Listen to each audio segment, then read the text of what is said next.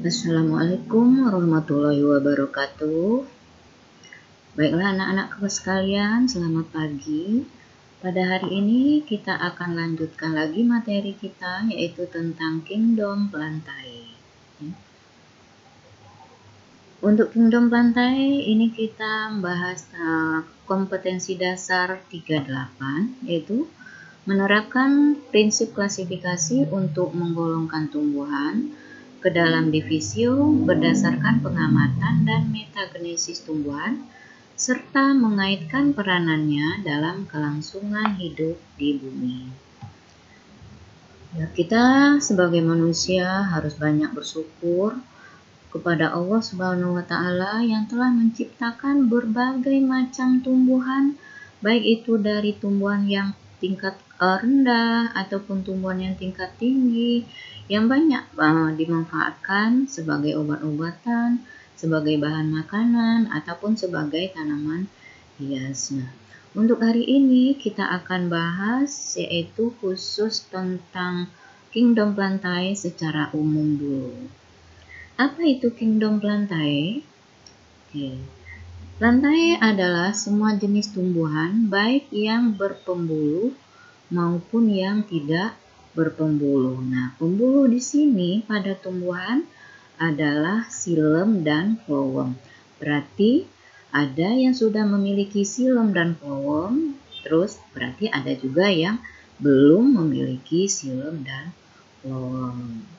Oke, kita lihat ciri-ciri dari Kingdom Plantae yang pertama.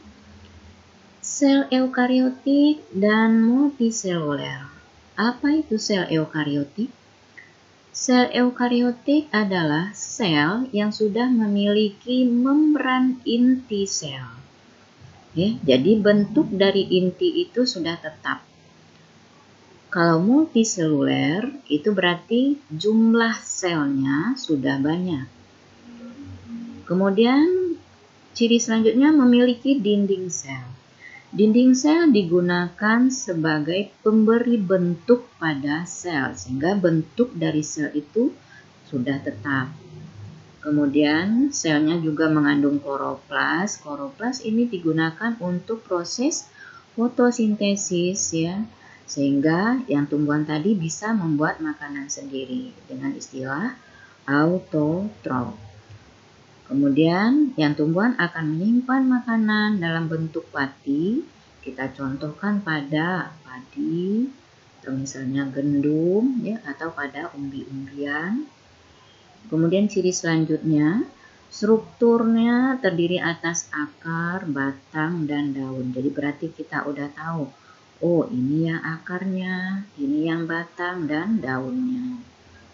Kemudian untuk Kingdom Plantae dia juga akan mengalami yang namanya pergiliran keturunan atau istilah biologinya metagenesis. Oke, ini adalah ciri-ciri umum dari Kingdom Plantae.